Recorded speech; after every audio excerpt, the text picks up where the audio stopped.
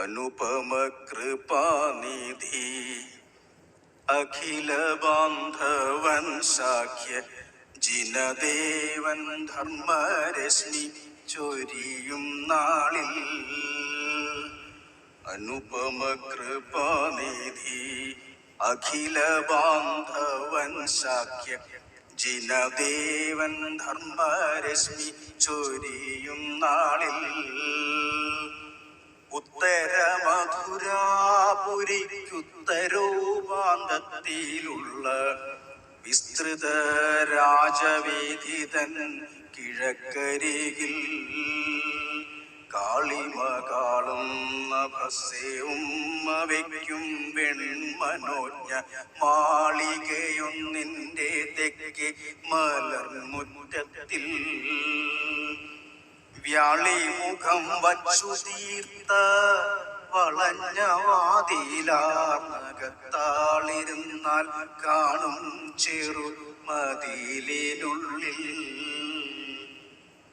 ചിന്നിയ പൂങ്കുലകളാം പട്ടുതൊങ്ങൽ ചൂഴും ഒരു പൊന്നശോകം വേടർത്തിയ കുടതൻ കീഴിൽ മശ്രണശിലാസനത്തിൽ ചരിഞ്ഞ പാർശ്വത്തിൽ പുഷ്പവിശ്രൂമര സൂരവിയാം ഉപധാനത്തിൽ മെല്ലയൊട്ടു ചാഞ്ഞും വക്കിൽ കസവുമിന്നും പൂവാട തെല്ലളകോപരിയൊരു വശത്താക്കിയും കല്ലുളി വീശുന്ന കർണപൂരമാർന്നു വിടരാത്ത മുല്ലമാല വീശും കൂന്തൽ കരിവാർമുകിൽ ചുരുക്കം സമയമായില്ല പോലും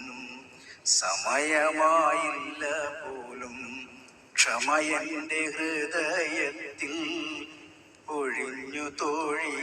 ഒരു കയ്യടിയാവാം.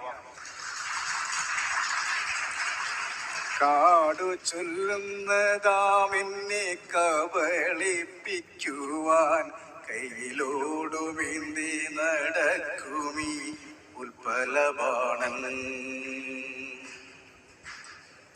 ചിരകാലമഷ്ടമാർഗചാരിയാമ ഭഗവാന്റെ പാദപത്മങ്ങൾ തുടച്ച കൈകളാണിത്. ആര് പറയാണ്?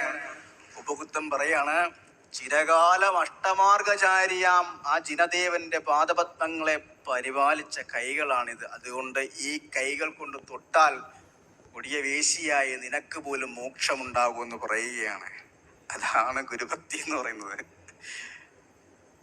അപ്പൊ അതുകൊണ്ട് നിങ്ങൾ എല്ലാവരും ജീവിതത്തില് എന്തെല്ലാം മാറ്റിവെച്ചാലും ഗുരുദേവനുള്ള ഭക്തി ഒരിക്കലും കളയരുത്. അത് മാത്രമേ ഉള്ളൂ നമുക്ക് ജീവിതകാലം മുഴുവൻ ഉള്ളൊരു അഭിവൃദ്ധി ഐശ്വര്യവും.